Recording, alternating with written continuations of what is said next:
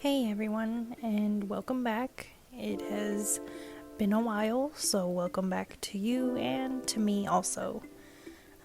This is episode 15. It's supposed to be under the sink light, but I might be kind of dropping that. So today we're making baked pumpkin donuts.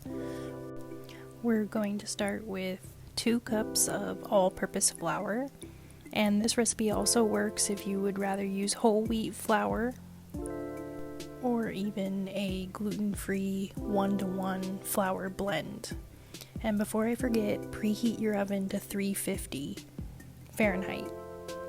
Next is going to be 1 teaspoon of baking soda,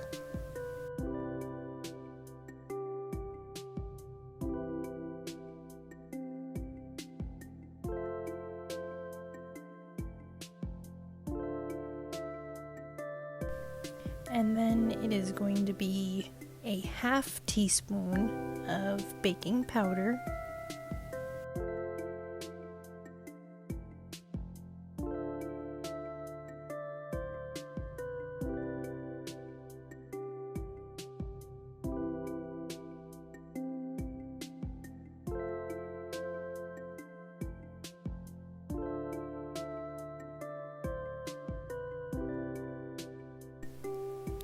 and then next is going to be a 1/2 teaspoon of salt. If you use coarse salt, you might want to do a little bit less.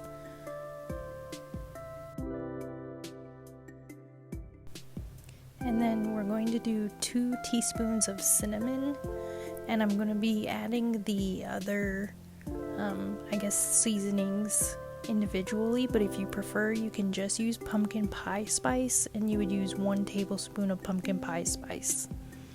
But that's 2 teaspoons of cinnamon,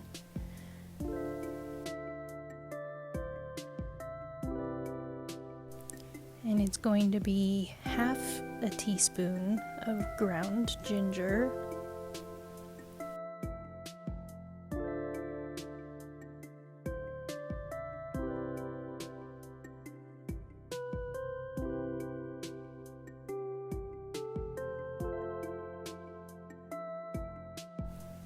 a 1/4 teaspoon of ground cloves or ground allspice.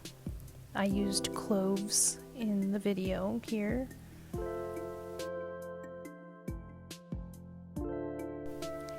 And then it would be a 1/4 teaspoon of ground nutmeg also, but I have never in my life had that as a spice bottle. I've always had these little nutmegs or nuts of nutmegs and a little tiny grater that I got from my mom, and I have always done nutmeg this way.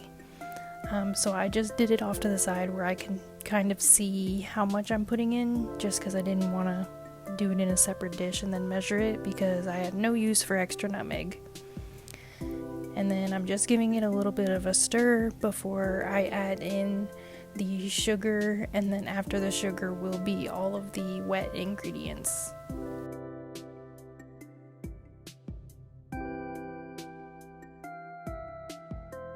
We are using light brown sugar. You can use dark brown sugar if you prefer.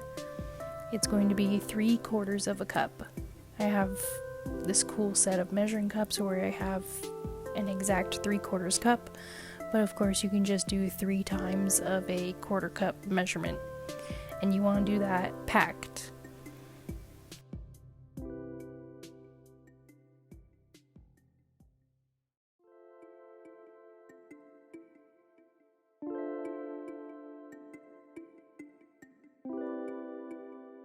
And I'm just kind of whisking those things together so that when I do add the wet ingredients to this bowl, it is less likely that there will be any specific clump of one ingredient or another. We're going to start with 1/2 a cup of your milk of choice. I had organic soy milk, but you can easily do it with whole milk, oat milk, almond milk, whatever floats your boat. As far as the milk goes, go with that. And then we're going to do 1/2 a cup of Greek yogurt. This is non-fat. You can use whole fat or 1%.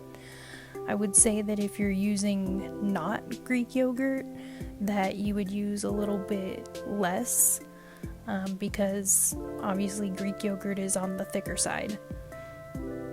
And using a regular yogurt might make it a little too thin.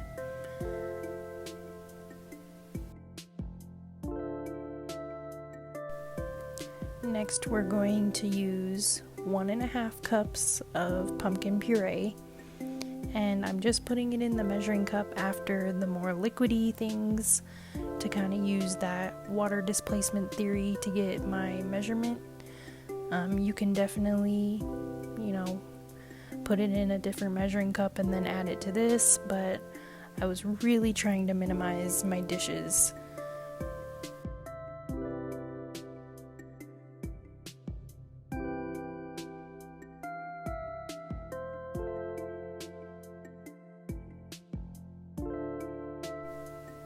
So I did end up needing more, but I didn't want to double dip, so I just used a spoon to add more pumpkin puree after I had leveled it out.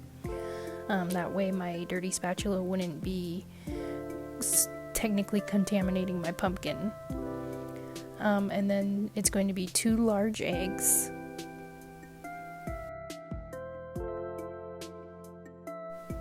And then we're going to do 1 teaspoon of vanilla extract.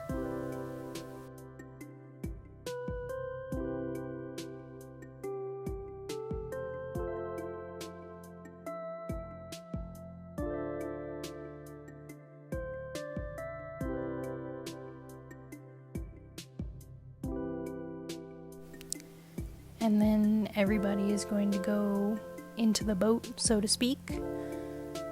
All of the wet ingredients into the dry. Make sure to scrape your measuring cup to get every little bit that you can.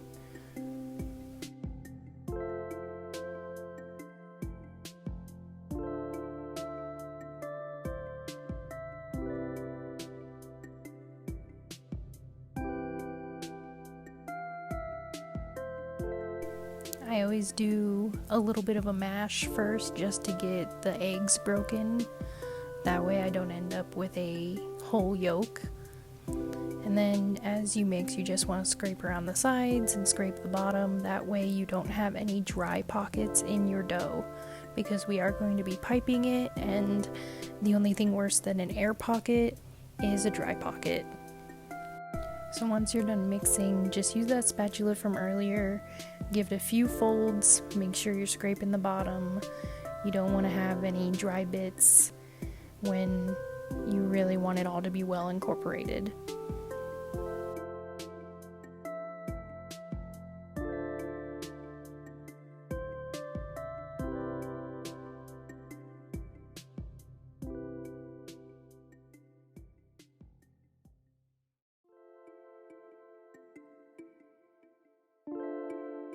We are going to prep our donut pans just with whatever pan spray you prefer.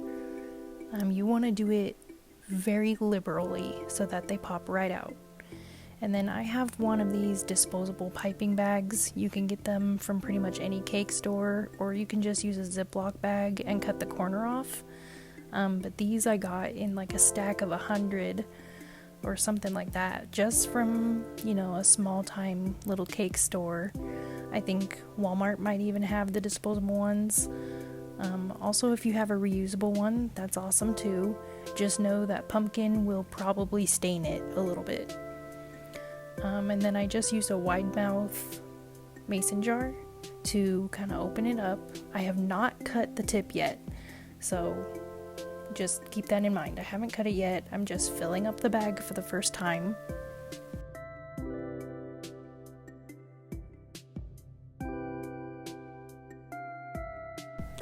You just want to give it a little bit of a shimmy and make sure you leave some space up at the top, because you want to twist the top of the bag so you kind of have somewhere where you can grip it naturally.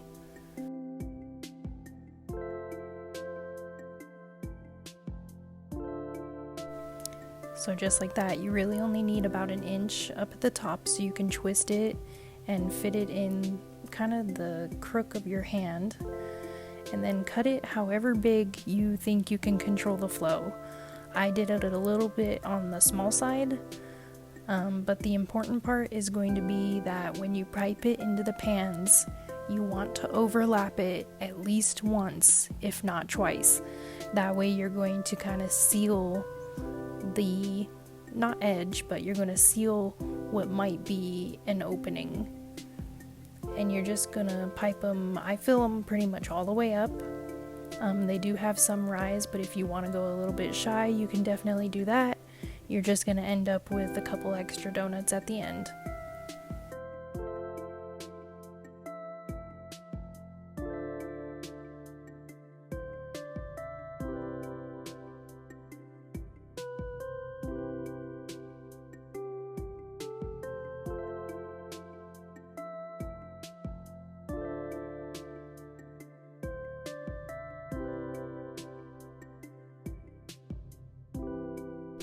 And I give my pan a few taps for air bubbles, but usually anything with pumpkin is pretty dense, so it's not totally necessary. And then I'm going to refill my little piping bag. I usually will kind of pinch the bottom a little bit before putting it in the cup.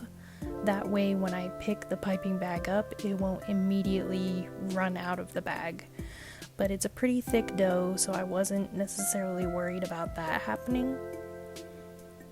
But normally if it's a thinner dough, you'd want to pinch the end of the bag since it's already cut before putting it back in. That way you kind of give yourself a second to catch it before it runs right out of the piping bag. And in this case, I only had one more to pipe, but I knew that I could fit the rest of the dough in this bag, so I just loaded up the whole thing. That way I could pipe that one remaining donut and then get the dishes in the sink.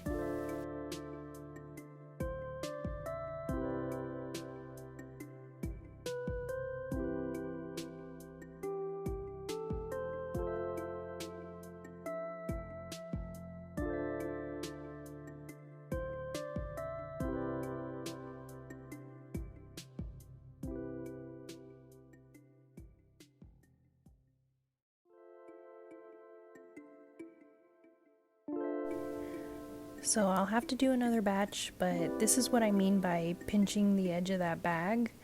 That way you have a little bit of space and just fold it just like that, because it's going to be sitting for a minute, so I know that it would kind of settle down into the tip of that bag if I had not given it kind of a little bit of space and a cutoff point. And then into the oven. They bake between 12 and 14 minutes. You can tell with a toothpick test, it'll come out totally clean. And then as soon as they come out of the oven, you're going to invert the pans. And I mean, you should have sprayed this pan a little bit better, but they are supposed to just pop right out. So try and stay close to your cooling rack, otherwise they kind of might go flying.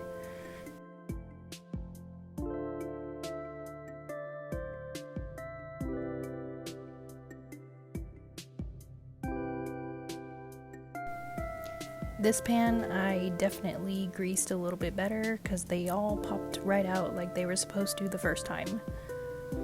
And then for the remaining ones, you'll just give the pan a little bit more pan spray just to be sure.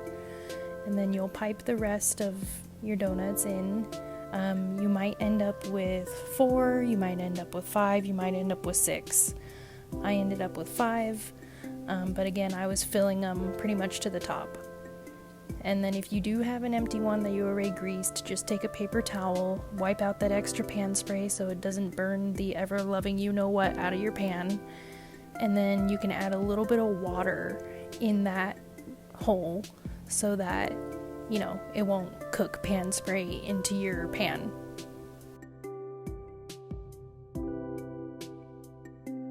So in the meantime of those last ones baking, I'm just going to throw together a quick vanilla glaze and then some melted chocolate for, part of them.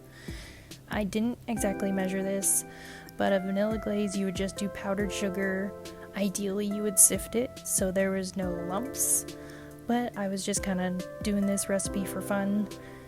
I would guess that this is about a cup of powdered sugar, and I'm going to do 1 tablespoon of vanilla extract and then 1 tablespoon of water.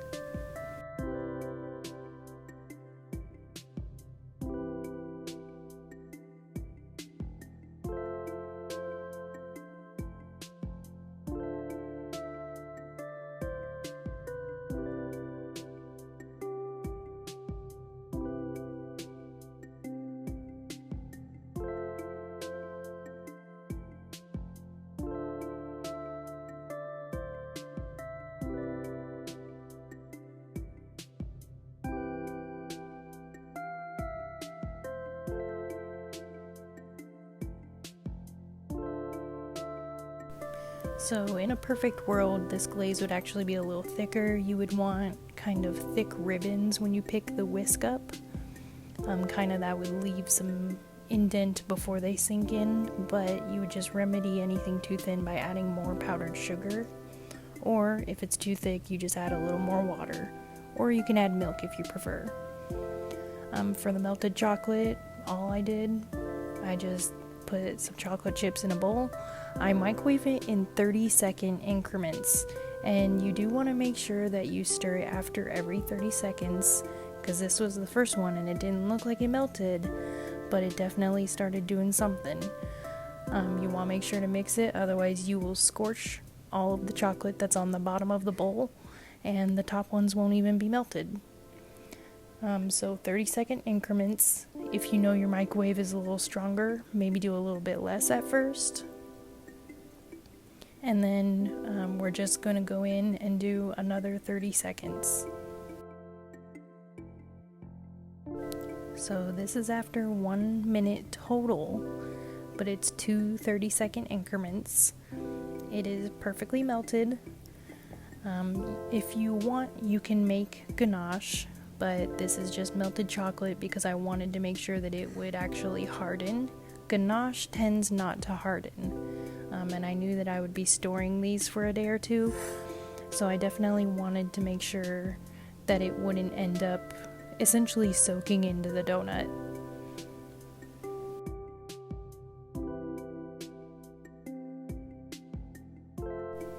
And when those last ones come out of the oven, just remember if you put water in that one empty spot to kind of dump out the water first, otherwise you're going to dump very hot water all over the counter when you dump the donuts out of the pan. And then I'm just going to start glazing the first ones because you want them to be totally cooled before you put anything on them. I'm just going to do dip and twist.